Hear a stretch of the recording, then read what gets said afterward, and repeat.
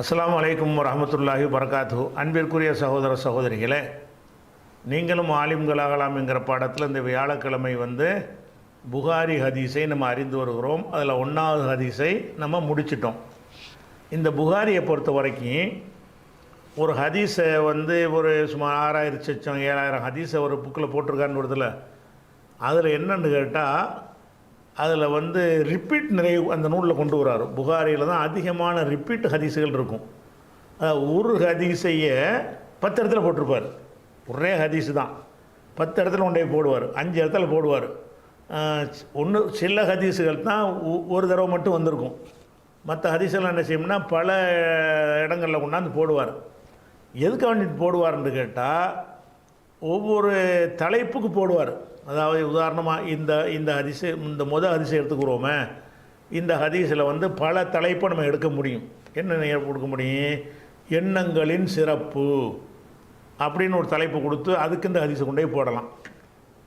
அதே மாதிரி ஹிஜ்ரத்தினுடைய சிறப்பு, ஹிஜ்ரத்துன்னு பாடம் போடுவார். அங்கேயும் கொண்டு இந்த ஹதீஸ் என்ன செய்வார்? போடுவார். அப்போ அது ஒரு விஷயமா இருக்குது. மெம்பரில் இருந்து கொண்டு ஹதீஸ் சொல்லலாமான்னு ஒரு தலைப்பு போட்டு அதுலேயும் கொண்டு வந்து போடுவார். மெம்பர்லான இவர் சொல்கிறாரு. அதே மாதிரி ஒரு ஹதீஸை அறிவிக்கும் பொழுது ஹத்தசனா என்றும் அஹ்பரனா என்றும் ரெண்டுமே ஒன்று தானா வேற ஏன்னு தலைப்பு போட்டு இந்த ஹதீஸை கொண்டே போடுவார். ஏன்னா அது ரெண்டுமே வருது. சில பேர் முதல் அறிவிப்பாளர் ஹத்தசனாங்கிறாரு, அடுத்து 4வது அறிவிப்பாளர் அஹ்பரனி எனக்கு அறிவித்தாருங்கிறாரு. இந்த வார்த்தைகள் வித்தியாசம் இப்படின்னு போடுவார். ஒரு செய்தியிலேயே 10 தலைப்பு இருந்தால் 10 இடத்துல கொண்டே வச்சுருவார். அந்த தலைப்புக்குள்ள விஷயம் அதில் இருக்கும். இந்த ஹதீஸை எடுத்துக்கிட்டிங்கன்னா, உதாரணம் 1வது ஹதீஸை எடுத்துக்கிறங்க. இந்த 1வது ஹதீஸை எடுத்துக்கிட்டிங்கன்னா புகாரியில் 54வது ஹதீஸ் பார்த்திங்கன்னா இதே ஹதீஸ் வரும். இந்த ஹதீஸ் 1வது ஹதீஸ் 54ஆம் நம்பர்லையும் வரும். 2529வது ஹதீஸ்லையும் இது வரும்.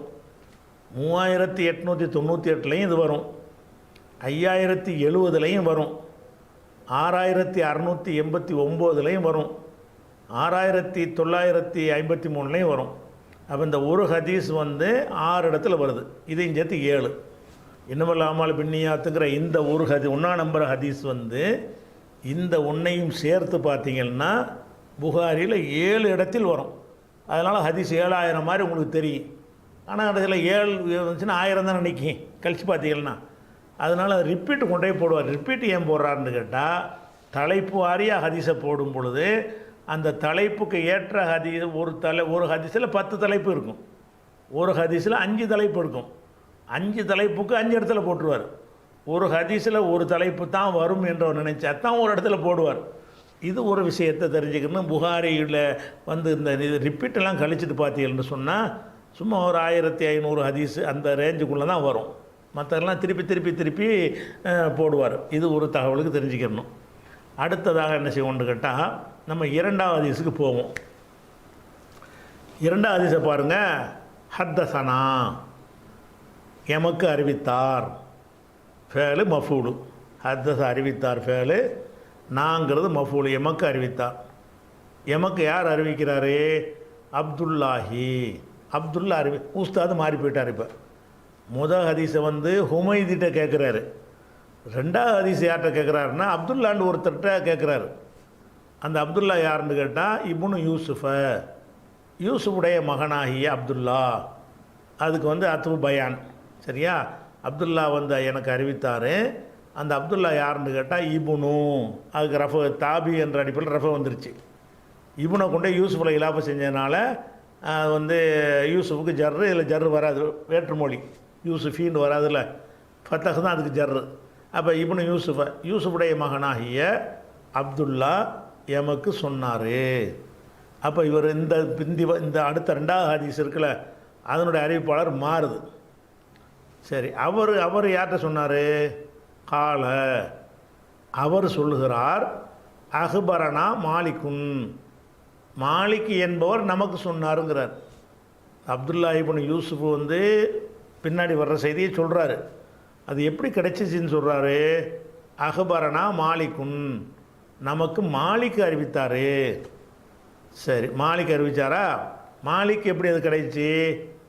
அன் ஹிஷாம் இப்னி உருவத்தை, உருவாவின் மகனாகிய ஹிஷாம் வழியாக, அன் என்றால் வழியாக, மாலிக் அறிவித்தாரே யார் வழியாக என்றால் அன் ஹிஷாம் இப்னு உருவத்தை, ஹிஷாம் இப்னு உருவா வழியாக, உருவாவின் மகனாகிய ஹிஷாம் வழியாக. அன் ஹிஷாமின் இப்னின்னா வரணும் சொன்னபடி அந்த லேசுக்காக என்ன செய்வாங்கன்னா அது தன்வீன் எடுத்துடுறாங்க. அன் ஹிஷாமின், ஹிஷாம் வழியாக. அந்த ஹிஷாம் யார் என்றால் இப்னு உருவா, உருவாவின் மகன். அப்போ இந்த மாலிக் என்பவருக்கு வந்து ஹிஷாமு சொல்கிறார். சரி, அந்த ஹிஷாமு யார்கிட்ட வந்து கேட்குறாரு என்று கேட்டால் அன் அபீஹி, தன் தந்தை வழியாக, அவரின் தந்தை. ஹிஷாமுடைய தந்தை யார்? இங்கே தான் வந்துருச்சு, உருவான் வந்துருச்சு, அவர் தான். ஹிஷாம் உருவான் வருதில்ல, உருவாவின் மகனாகிய ஹிஷாமு வந்து மாலிக்கு சொல்கிறாரு. ஹிஷாமுக்கு சொன்னால் யார்? அவங்க வாப்பா. அன் அபீஹி, தன் தந்தை வழியாக. அப்போ உருவா என்பவர் வந்து ஹிஷாமுக்கு சொல்கிறாரு, ஹிஷாமு வந்து மாலிக்கு சொல்கிறாரு, மாலிக்கு வந்து அப்துல்லா இப்னு யூசுஃப்கிட்ட சொல்கிறார், அவர் புகார்கிட்ட சொல்கிறார். அந்த உருவா யார்கிட்டருந்து கேட்குறாரு என்றால் அன் ஆயிஷத்தை, ஆயிஷா வழியாக அவர் அறிவிக்கிறார். ஆயிஷாக்கு என்ன ஒரு டைட்டில் கொடுத்துக்கிறாங்க, உம்மில் மூமினீன, மூமின்களின் தாயாகிய. உம் என்றால் அம்மா, உம்மில் மூமினீன் என்றால் மூமின்களின் எல்லா ரசூலுல்லாஹ்வுடைய எல்லா மனைவிமார்களும் மூமின்களுடைய தாய் தான். உம்மில் மூமினீன, மூமின்களின் அன்னையாகிய ஆயிஷா வழியாக உருவா, உருவா வழியாக அவருடைய மகன் ஹிஷாமு, அவர் வழியாக மாலிக்கு, அவர் வழியாக அப்துல்லா இப்னு யூசுஃபு, அவர் வழியாக புகாரி அப்படின்னு இந்த ஹதீஸ் என்ன செய்கிறது, இவர் கிடைக்கிறது. ஆயிஷா நாயகி சொன்ன ஒரு செய்தியை புகாரி கேட்டிருக்க முடியாது. ஆயிஷா நாயகிட்ட வந்து உருவாங்கிறவர் என்ன செய்கிறாரு, வந்து கேட்குறாரு. உருவாட்ட இருந்து ஹிஷாம் கேட்குறார், ஹிஷாம்கிட்ட இருந்து மாலிக் கேட்குறாரு, அப்துல்லா இப்னு யூசுஃப் கேட்டு புகாரிக்கு வந்துருச்சு. சரி, ஆயிஷா நாயகி என்ன செய்வாங்க, நான் ஆயிஷத்தை, அன் வந்தால் ஜர்ரு செய்யணும், ஆயிஷத்தோட ஜர்ரு செய்ய முடியாது. காரணம் பெண்களின் பெயர்களாக இருந்தால் அதுக்கு என்ன வராது, ஜர்ரு வராது, தன்வீன் வராது. அன் ஆயிஷத்தை, அதான் ஜர்ரு. அன் ஆயிஷத்தை, ஆயிஷா வழியாக. அவங்க யார், ஜர்ரு இருந்ததுனால தான் உம்மின்னு வந்துருச்சு. ஆயிஷத்தோட ஜர்ரு இருக்குது, அது கைர முன்சரிஃபினால நமக்கு தெரியாது, ஃபத்தஹ் தான் ஜர்ரு. அப்போ உம்மில் முமினீன, மூமின்களின் தாயாகிய ஆயிஷா வழியாக. இப்போ ஆயிஷான்னு ஒரு சஹாபி பேரை சொல்லிட்டதுனால ஒரு துவா செஞ்சுக்கிறோம். எப்படி, ரலியல்லாஹு, அல்லாஹ் பொருந்தி கொள்வானாக, பொருந்தி கொண்டான் இல்லை பொருந்தி கொள்வானாக, அன்ஹா, இப்போ பெண்ணாக இருந்தால் அன்ஹா, ஆணாக இருந்தால் அன்ஹு, அன்ஹாண்ட அவரை, ஆயிஷாவை அல்லாஹ் பொருந்தி கொள்வானாக. அப்போ ஆயிஷா நாயகி இதை சொல்கிறாங்க. ஆயிஷா நாயகி சொன்னது கூட வந்து இன்னும் ஹதீஸுக்கு வரல. ஆயிஷா நாயகி என்ன சொல்கிறாங்க, அன்னல் ஹாரிஸ் இப்னு ஹிஷாமின், ஹாரிஸ் இப்னு ஹிஷாம் என்பவர், ஹாரிஸ் இப்னு ஹிஷாம்னா ஹிஷாமின் மகனாய் ஹாரிஸ் என்பவர், அதுக்கு ஒரு ரலியல்லாஹு அன்ஹு போட்டுக்கிறாங்க. அவர் ஒரு சஹாபியாக இருக்கிறதுனால ரலியல்லாஹு அன்ஹு. அல்லாஹ் இன்னொரு விஷயத்தை வளைக்கின்ற இந்த ரலியல்லாஹு அன்ஹுன்னு புகாரிலாம் வரும்ல, அது புகாரி மூலப்பிரதியில் கிடையாது. இந்த ரலியல்லாஹு அன்ஹு ரஹ்மத்துல்லாஹி அலைஹிலாம் இருக்குல்ல, இதுகளெல்லாம் வந்து இவங்களாம் சேர்த்துக்கிறது, பின்னாடி பிரிண்டில் வர்றது. சஹாபின்னோன்னா என்ன செய்கிறது, பின்னாடி வந்தக்கூடிய மக்கள் தான் இந்த ரலியல்லாஹு அன்ஹு போட்டிருக்காங்களே தவிர, இந்த புகாரியுடைய மூலப்பிரதி எழுத்து மாணவர்கள் எழுத்து பிரதி வந்து இன்றைக்கு மியூசியங்களில் இருக்கிறது, அதில் இந்த ரலியல்லாஹு அன்ஹுலாம் இருக்காது. இது பின்னாடி நம்ம என்ன சஹாபாக்கண்டா ஒரு நம்ம சொல்லணும்ல அப்படின்னு நினச்சிக்கிட்டு நம்ம மாதிரி ஆட்கள் ஆட்சியிடும்போது இது சேர்த்துக்கிட்டாங்க. எந்த ரலியல்லாஹு அன்ஹு மூலத்தில் கிடையாது. எந்த ஹதீஸுடைய ரலியல்லாஹு அன்ஹுன்னு வருதில்ல, அது வந்து புகாரி மூலத்தில் என்ன இல்லை, கிடையாது. இவங்க அச்சிடும்போது ஒரு சஹாபின்னு சொன்னால் நம்ம சொல்லணும்னு ஒரு கொள்கைக்கு வந்திருக்கிறோம்ல, அதுக்கு ஏற்றவாறு சேர்த்துக்கிறது. சரியா? அப்போ ஆயிஷா நாயகி என்ன சொல்கிறாங்கன்னு கேட்டால், அன்னல் ஹாரிஸ் இப்னு ஹிஷாமின், ஹிஷாமின் மகனாகிய ஹாரிஸ் என்பவர் ரலியல்லாஹு அன்ஹு, அல்லாஹ் அவரை புரிந்து கொள்வானாக, அது போட்டுட்டு சஅல, அவர் கேள்வி எழுப்பினார், ரசூலுல்லாஹி ஸல்லல்லாஹு அலைஹி வஸல்லம், ரசூலுல்லாஹ்விடத்தில் கேள்வி, ரசூலுல்லாஹி அல்லாஹ்வின் தூதரிடத்தில் கேள்வி கேட்டார். ஸல்லல்லாஹு அலைஹி வஸல்லம் துவா, அல்லாஹ் அருள் செய்வானாகண்டு. அப்போ இப்போ ஆயிஷா நாயகி வந்து இந்த ஒரு சம்பவத்தை நேரடியாக சாட்சியாக இருக்கிறாங்க. என்ன சாட்சி? ஹாரிஸ் இப்னு ஹிஷாம்னு வர்றாரு, ரசூல்லாட்ட ஒரு கேள்வியை கேட்குறாரு. அவர் கேள்வி கேட்குறதையும் அவங்க பார்க்குறாங்க, ரசூல்லா சொன்ன பதிலையும் பார்க்குறாங்க, ரெண்டையும் இணைச்சி இப்போ அறிவிக்கிறாங்க. என்ன கேள்வி? அன்னல் ஹாரிஸ் இப்னு ஹிஷாமின், ஹாரிஸ் இப்னு ஹிஷாம் என்பவர் சஅல கேள்வி கேட்டார், ரசூல் அல்லாஹி அல்லாவின் தூதரிடம். ரசூல மஃபூல், அல்லாவின் தூதர் கேள்வி கேட்டார். கேள்வி கேட்ட என்ன செஞ்சார்? ஃபகால அவர் சொன்னார், யா ரசூல் அல்லாஹி அல்லாஹ்வுடைய தூதரே. யாங்கிறது என்னது? அழைப்புக்கு உரியது. அழைப்புக்குரிய சொல்ல என்ன செய்யும்னு கேட்டால், சிங்கிள் ஒத்த சொல்லாக இருந்துச்சுன்னு சொன்னால் லம்மு செஞ்சு சொல்லணும், தன்வீன் இல்லாமல். முகமதை கூப்பிட்றீங்க, யா முகம்மது. ஜெயிதை கூப்பிட்றீங்க, யா ஜெய்துன் என்று சொல்லிடக்கூடாது, யா ஜெய்து. பக்ரை கூப்பிட்றீங்க, யா பக்ரு. ஆயிஷா கூப்பிட்றீங்க, யா ஆயிஷத்து. இப்படி என்ன செய்யணும்? லம்மு செஞ்சு படிக்கணும். எப்போ? இந்த நிதாவுடைய அழைப்புக்கு பின்னாடி வரக்கூடிய சொல்லு ஒத்த சொல்லாக இருந்தால். இலாஃபு செஞ்சு இருக்கணும். இந்த மாதிரி ரசூலுல்லா, அப்துல்லா, ஹலீஃபுல்லா இந்த மாதிரி இருந்துச்சுன்னு சொன்னால் அதுக்கு நசபு செஞ்சு படிக்கணும். யா ரசூலுல்லாஹின்ற கூடாது, யா ரசூல் அல்லாஹி. அந்த யா என்பது நசபு செய்யும். எப்போ நசபு செய்யும்?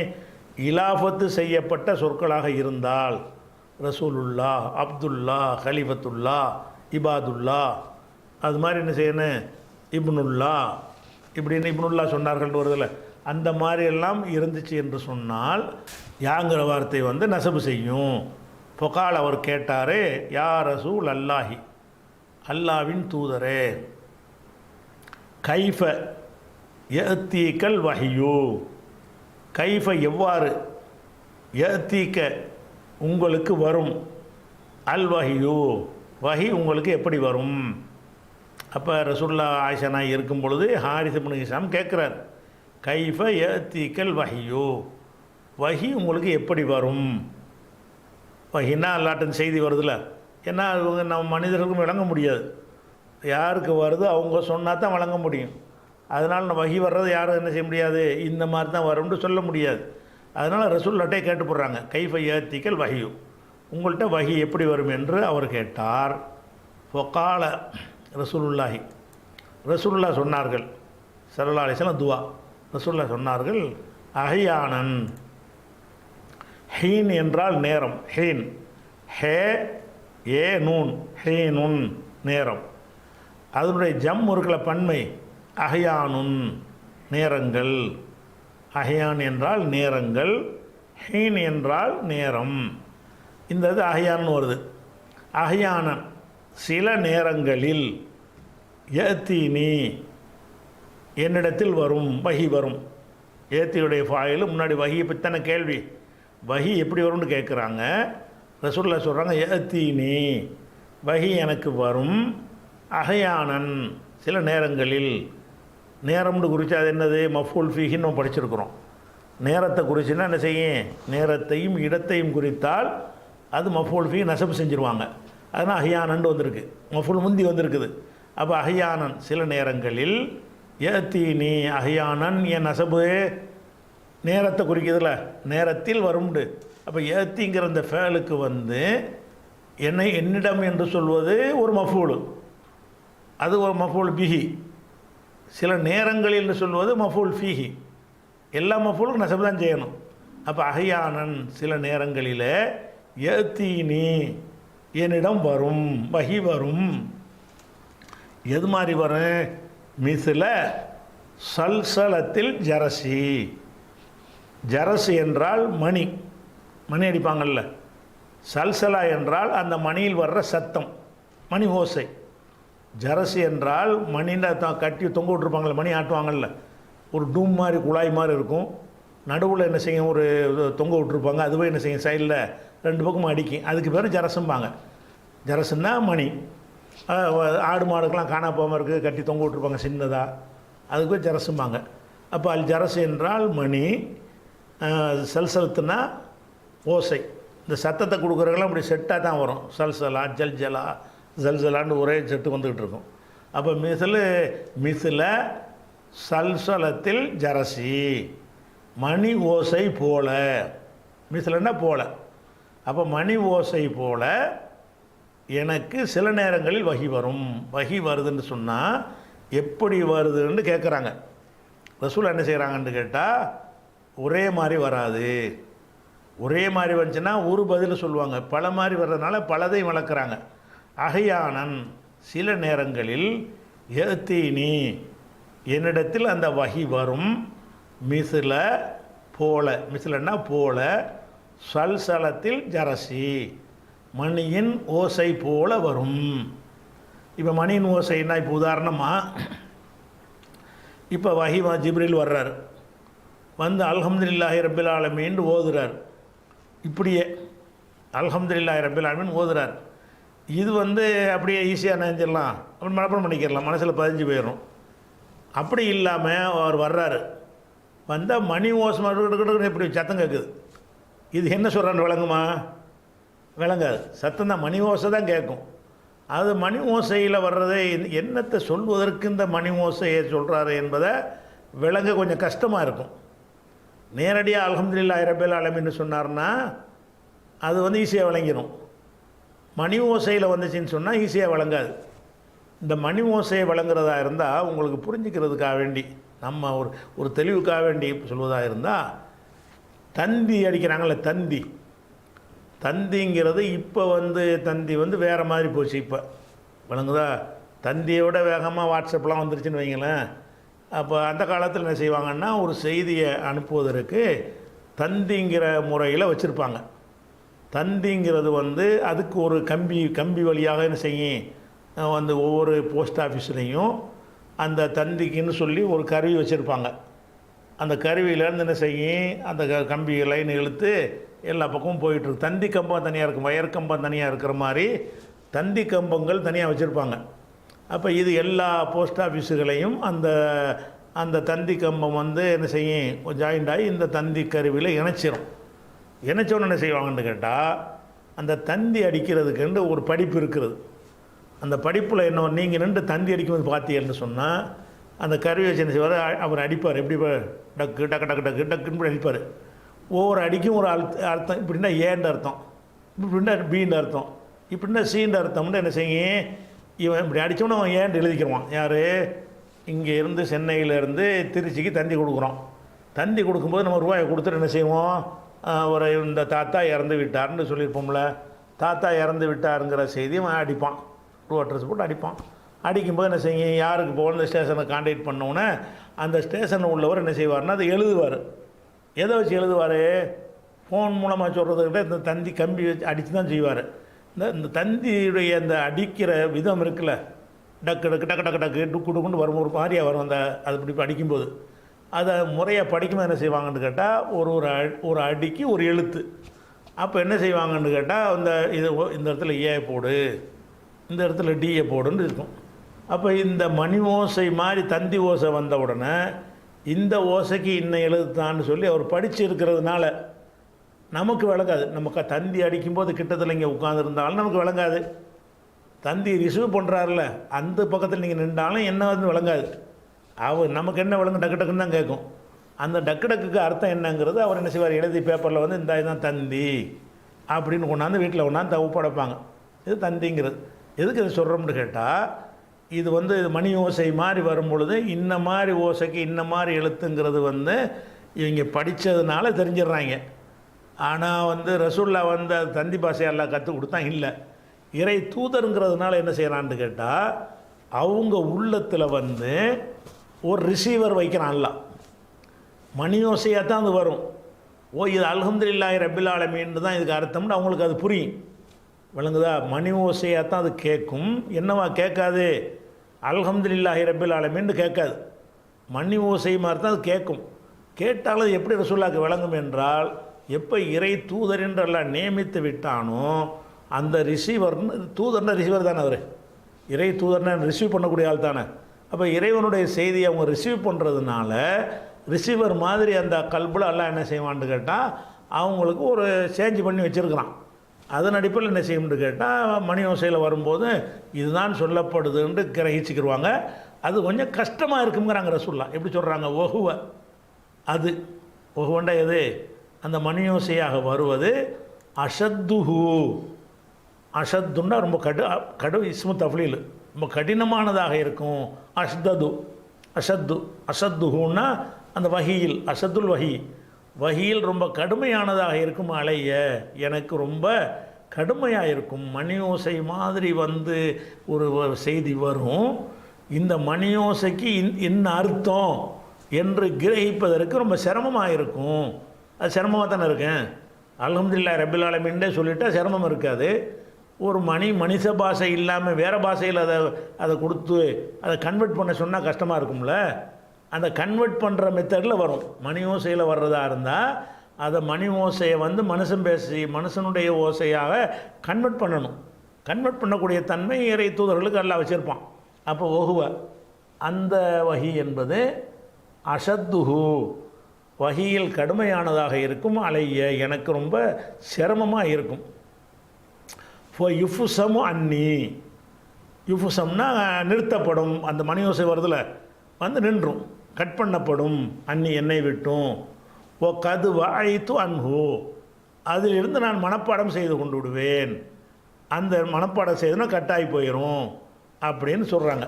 அப்போ வஹி எப்படி வரும்னு கேட்டால், மணி ஓசை எப்படி மனித மொழியில் இல்லையோ, மணி ஓசை வந்து காணா தனவலில் இருக்குமே, இருக்காது தானே. மணி ஓசைங்கிற சில சத்தம் தானே, இந்த சத்தமாகத்தான் வரும். அது ஒவ்வொரு அசத்து வளையாது, ரொம்ப கஷ்டமாக இருக்குது எனக்கு. இப்போ யுப்சம் அன்னி, என்னை விட்டு அது துண்டிக்கப்படும். செய்தி முடிஞ்சோம்னு துண்டாயிரும்ல, அந்த கனெக்ஷன் கட்டாகிவிடும். ஓ கது வாய்த்து, அண்ணா மனப்பாடம் பண்ணுறது. வாய்த்து, நான் மனப்பாடம் பண்ணிய நிலையில், அன்ஹு, அதை பற்றி மனப்பாடம் பண்ணிய நிலையில் என்னை விட்டு துண்டிக்கப்படும். நான் கிரகித்து மனப்பாடம் பண்ண பிறகு அந்த மணி ஓசை நின்றும். ஓ, இந்த மணி ஓசை மூலம் நமக்கு வந்த மெசேஜ் இதுதான் என்று வழங்குற விதமாக எல்லாம் செஞ்சிடறான். சரி, ஓ ஐத்தொன்னு மாக்கால, அவர் என்ன சொன்னாரோ அதை நான் மனப்பாடம் செய்து கொள்வேன். ஐத்து அன்ஹு, அன்ஹுன்னு அந்த வகை கொண்டு வர்றார்ல அவரிடமிருந்து நான் மனப்பாடம் செய்து கொள்வேன். மாக்கால, அவர் சொன்னதை. அவர் என்ன மாதிரி சொல்கிறாரு? மணி ஓசை மாதிரி தான் சொல்கிறார். அவர் மணி ஓசை மாதிரி சொல்லக்கூடியது மனுஷ ஓசையில் அதுக்கு என்ன அர்த்தம் என்று நான் என்ன செய்வேன்? மனப்பாடம் பண்ணிடுவேன்.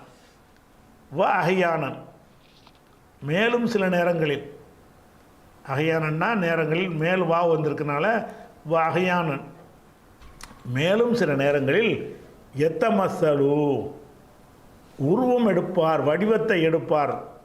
லீ, எனக்காக. அல் மலக்கு, வானவர், ரஜுலன், ஒரு மனிதராக வடிவம் எடுத்து வருவார். சில நேரங்களில் மணி ஓசை மாதிரி வரும். அவர் மனிதராக வரமாட்டார். அவர் ஒரு கண்ணுக்கு தெரியாத முறையில் அந்த செய்தி வரும். சில நேரத்தில் வந்து எத்த மசலுலி, எனக்கு மசலன்னா ஒரு வடிவம் எடுக்கிறது. ஏன்னா மலக்குங்கிறதுக்கு வந்து ஒரு வடிவம் இல்லையில் நமக்கு தெரியாதுல்ல. மலக்குகள் வந்து நினச்ச வடிவத்தில் எல்லாம் அனுப்புவான். அல்லா ரசூல்கிட்ட அனுப்பும், மனுஷன் மாதிரி அனுப்புகிறான். எத்தம்ம சொல்லுலியல் மலக்கு, மலக்கு எனக்காக வடிவம் எடுப்பார். ரஜுலன், ஒரு மனிதராக வடிவம் எடுப்பார். மனுஷன் மாதிரி வந்து நிற்பார். ஜிப்ரீல் வந்து போய் கள்ளி முனி, என்னிடத்தில் ஒரு பேசுவார். இது மனுஷன் பாஷையிலேயே பேசுவார். நான் மனப்பாடம் பண்ணி, இந்த வான்னு வந்துச்சுல, வாய்த்துன்னு வந்துச்சுல, வாய்த்து, இதனுடைய வருங்காலம் தான் அழிங்கிறது. என்ன மனப்பாடம் பண்ணனா, அது வா களிமாவில் முதல் எழுத்தில் இல்லத்திருக்கும்போது எவ்வைன்னு வரும்ல, எவ்வை சொல்லாமல் எயின்னு சொல்லணும். விளங்குதா? அப்போ நான் மனப்பாடம் பண்ணி கொள்வேன். மா யக்கூலு, அவர் கூறுவதை மனப்பாடம் பண்ணி கொள்வேன். இந்த ரெண்டு விதமாக வஹி வருதுன்னு அவர் சொல்கிறார். ரெண்டு விதமாக தான் அதை ஆயிஷா இருக்கும் பொழுது அவர் கேட்குறாரு, வஹி எப்படி வரும்னு. சில நேரம் மணி யோசை மாதிரி வரும். சில நேரத்தில் வந்து ஒரு மலக்கு மாதிரி வந்து, மலக்கு வந்து மனுஷன் மாதிரி வருவார். வந்து என்கிட்ட பேசுவார். கள்ளி முனின்னா மனுஷன் பாஷையில் பேச முடியும். போய் கள்ளி முனி, அவர் எங்களிடத்தில் பேசுவார். நான் மனனம் செய்து கொள்வேன். மா யக்கூலு, அவர் கூறுவதை நான் மனப்பாடம் செய்து கொள்வேன். என்று ரசூலுல்லாஹ் சொன்னார்கள். அந்த கேள்விக்கு அந்த பதில் முடிஞ்சிருச்சு. அடுத்து கூடுதலாக மேலும் சொல்கிறாங்க. காலத்து ஆயிஷா ரலியல்லாஹு அன்ஹா, காலத்து ஆயிஷத்து, ஆயிஷா சொன்னார்கள் ரலியல்லாஹு அன்ஹா, துவாவுக்காக சேர்த்துக்கிறது. வலக்கது ராய்த்துஹு, ரசூல் ஸல்லல்லாஹு அலைஹி வஸல்லம் அவர்களை நான் பார்த்திருக்கிறேன். இது அந்த சம்பவம் முடிஞ்சிருச்சு. இது ஜென்ரலாக சொல்கிறாங்க. ஜென்ரலாக வஹி வரும்போது ரசூலுல்லாஹ் என்ன மாதிரி ஆயிடுவாங்க என்பதை அவங்க சொல்கிறாங்க. வலக்கது ராய்த்துஹு, ரசூலுல்லாவை நான் பார்த்திருக்கிறேன். லக்கதுனா உறுதியாக, வருங்கால வினையில் வந்தால் சில வேளைன்னு அர்த்தம், சென்ற கால வினையில் வந்தால் உறுதியாக, கதுங்கிற வார்த்தை, ராய்த்துங்கிற சென்ற கால வினை, கது ராய்த்து உறுதியாக நான் பார்த்திருக்கிறேன். ஹூ அவர்களை பார்த்திருக்கிறேன். என்சிலு அலைஹில் வஹியு, வஹி அவர்கள் மீது இறங்கும். ஃபில் யௌமி ஒரு நாளில், அஷதீதில் பர்தி, பர்துனா குளிர், சதீதுல் பர்து என்னால் கடும் குளிர், கடுமையான குளிர், கடுமையாக ஃபில் யௌமில் சதீதில் பர்து என்றால் கடும் குளிரான நாளில், கடுமையான குளிர் அடிக்கிற நேரம். அப்போ வஹி வந்த ரசூலுல்லாவுக்கு அப்போ வேத்து கொட்டுமா. என்ன சொல்ல வர்றாங்க, நானே ரசூலுல்லா பார்த்துருக்குறேன். இந்த வஹி என்பது கிரகித்து சிரமப்பட்டு அவங்க எடுக்கிற காரணத்தினால குளிர்காலத்தில் அந்த வஹி வரும். வஹி வந்தால் ரசூலுல்லா வேத்து போயிடும்னு சொல்ல வர்றாங்க. எப்படி சொல்கிறாங்க, வலக்கது ராய்த்துஹு, ரசூலுல்லாவை நான் பார்த்திருக்கிறேன். என்சிலு அலைஹில் வஹியு அவர்கள் மீது வஹி இறங்கும். எப்போ இறங்கும் என்றால் ஃபில் யோமி அஷதீதில் பர்தி, கடுமையான குளிரான நாளில் இறங்கும். அப்போ எஃப்சிம் அன்ஹு இறங்கிட்டு அவர்களில் மீது நிறுத்தப்படும், முடிக்கப்படும், முடிஞ்சிடும். முடிஞ்சவுடனே இன்ன ஜபீனஹு அவங்களுடைய நெற்றி, ஜபீன்டா நெற்றி, அவங்களுடைய நெற்றி பகுதி லயத்த ஃபஸ்ஸது, ஃபஸ்ஸதுன்னா சொட்டு சொட்டாக வடியும், சொட்ட ஆரம்பித்து விடும். அரக்கன் வேர்வையால் சொட்ட, அரக்கன்னா வேர்வை. ஃபஸ்ஸதுன்னா சொட்டு சொட்டாக விழுவும்ல, கொட்டாமல் துளி துளியாக விழுவும்ல, அதுக்கு பேர் ஃபஸ்ஸத. இல்லை எத்த ஃபஸ்ஸது, இந்த லா உறுதிக்காக சேர்த்துருக்குறாங்க. எத்த ஃபஸ்ஸதுங்கிறது தஃபஅல உடைய வசன், தஃபஅல தஃபஸ்ஸத, எத்த ஃபஸ்ஸது. இல்லை எத்த ஃபஸ்ஸது சொட்ட ஆரம்பித்து விடும் அரக்கன், வேர்வையால் சொட்ட ஆரம்பிப்பதை நான் பார்த்துருக்கிறேன். அப்போ இந்த வஹி வரும்போது ரெண்டு விதமாக வரும்னு அவங்க சொன்னாங்க. அது ஒரு செய்தி. இது அவர் போனதுக்கு பிறகு பொதுவான செய்தி. நானே ரசூலுல்லாஹ் பார்த்துருக்குறேன். வஹி வர்ற நேரத்தில் கடும் குளிராக இருந்தால் கூட என்ன செய்யும், அது வேர்வை சொட்ட ஆரம்பிச்சிடும். அப்போ அந்த வஹி என்பதை கிரகிப்பதற்காக வேண்டி, குறிப்பாக அந்த மணி ஓசை மாதிரி வரும்ல, கிரகிப்பதற்காக வேண்டி அதிகமான ஸ்ட்ரென்த் எடுக்கணும், ஸ்ட்ரெயின் பண்ணணும். அப்படி பண்ணக்கூடிய நேரத்தில் என்ன ஆகும்னுட்டா உடம்புலாம் சூடாகி வேர்த்து கொட்ட ஆரம்பிச்சிடும் என்பதை ஆயிஷா நாயி சொல்கிறாங்க. இது எல்லா செய்திகளையும் என்ன சொல்கிறாங்கன்னு கேட்டால், ஆயிஷா நாயி யார்கிட்ட சொல்கிறாங்க, ஊர்வாட்ட சொல்கிறாங்க. ஆயிஷா நாயி யார்கிட்ட சொல்கிறாங்க, ஊர்வாங்கிட்ட சொல்கிறாங்க. ஊர்வாங்கிறவர் அவருடைய மகன் ஹிஷாம்கிட்ட சொல்கிறார். ஹிஷாம் என்பவர் மாலிக் என்பவர்கிட்ட சொல்கிறார். மாலிக் என்பவர் அப்துல்லா இப்னு யூசுஃப்கிட்ட சொல்கிறார். இப்போ இதில் இந்த ஆட்களில் யாருமே ஹதீஸில் வந்த ஆளுக்கு கிடையாது. டோட்டல் ஆளுக்கு மாதிரி இருக்கு பாருங்கள். முதல் ஹதீஸில் வந்த ஒரு பேர் கூட இதில் வரல. 1ஆம் நம்பர் ஹதீஸில் பார்த்தீங்கல்ல, அதில் உள்ள ஒரு பேர் கூட வரல, டோட்டலாக மாறி. அப்போ இந்த செய்தி கிடைச்சது இந்த பேர் வழியாக, இந்த சனது. அப்போ இதனுடைய அறிவிப்பாளர் வரிசை வழியாக இருக்குது. அந்த மாதிரி உள்ள ஒரு செய்தி பார்க்குறோம். 2ஆவது ஹதீஸ் ஆச்சா. இந்த 2ஆவது ஹதீஸை பொறுத்த வரைக்கும் இது ரிப்பீட்டாக வந்திருக்கு. ஒரு இடத்துல வந்திருக்கு புகாரியில். இந்த இடத்துல ஒன்று வந்துருச்சா, இந்த இடம் வந்தது போக 3215 இதை போட்டிருப்பார் வேறு ஒரு தலைப்புக்கு. இதில் எப்படி வகை வருதுங்கிறதுக்கு போட்ட மாதிரி அதில் வேறு ஒரு தலைப்பு கொடுத்து அந்த தலைப்புக்கு இந்த செய்தியை கொண்டு இதே டிட்டோ அப்படியே கொண்டு அங்கேயும் போட்டிருப்பார். அப்போ இந்த ஹதீஸ் 3215வது ஹதீஸ்லையும் என்ன இருக்கேன், இது நீங்கள் அதை பார்க்கலாம். அப்போ இது இப்போ அந்த ஹதீஸில் மத்தன் தனியாக இருக்கிறது, சனது தனியாக இருக்கிறது, எல்லாம் சேர்ந்து தான் நம்ம போடுறோம். மொழிபெயர்ப்பில் பார்த்தீங்கன்னா தமிழாக்கத்தில் இந்த விவரங்கள்லாம் எதுவுமே இருக்காது. இந்த விவரம் அவருக்கு ஹிஷாமு கேட்டார் எப்படி வரும்னு ரசூலுல்லாஹ் சொன்னாங்கட்டு அதோடு முடிச்சிருப்பாங்க. முன்புட்டு லிஸ்ட்டு இருக்காது. ஏன்னா தமிழுக்கு தேவையில்லை, அறிவிப்பாளர்கள்லாம் வரலை, இதே நமக்கு போதுங்கிறதுனால மொழிபெயர்த்துருக்குறாங்க. இது 2வது ஹதீஸ் முடிஞ்சிருச்சா. அடுத்து நம்ம என்ன செய்வோம்னு கேட்டால் இந்த 3-4 ஹதீஸை நீங்கள் படிச்சிட்ட உடனே எந்த ஹதீஸுக்கு தவிர நீங்கள் வாசிக்கலாம்.